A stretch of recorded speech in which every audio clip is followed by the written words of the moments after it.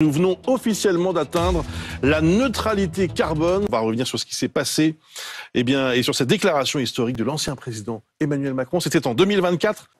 Depuis des années, tout mon gouvernement s'est mobilisé pour la croissance et l'attractivité. Mais à quoi bon être compétitif dans une France devenue inhabitable?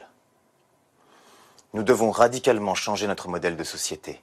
C'est pourquoi, avec nos partenaires européens, nous avons voté des mesures difficiles, douloureuses, mais vitales. Toutes les mesures prévues sont amplifiées. Les ventes de voitures thermiques sont interdites à partir de 2025 au lieu de 2035. Tous les vols intérieurs et intereuropéens s'arrêtent en 2026. La vitesse passe à 90 km/h sur les autoroutes et à 70 sur les routes nationales.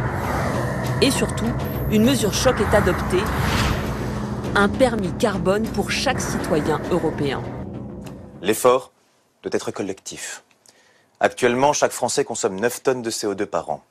L'objectif est d'atteindre 5 tonnes en 2035 et 2 tonnes par individu en 2050.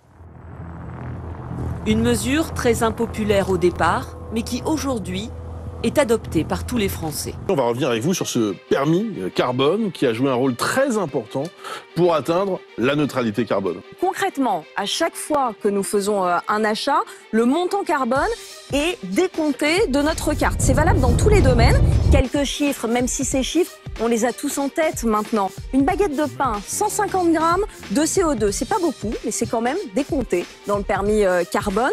Pour la viande, on compte en kilos, 6 kilos de CO2 pour un steak de 250 grammes. Bruce, on va en parler dans quelques minutes, mais on en consomme plus que 2 par mois environ, des steaks de viande rouge.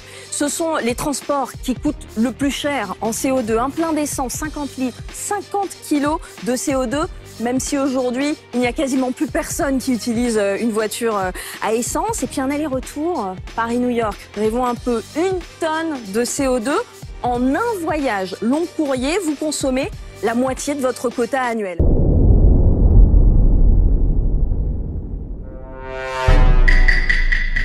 Ne t'inquiète pas, ça va bien se passer. Bien se passer, ne t'inquiète pas.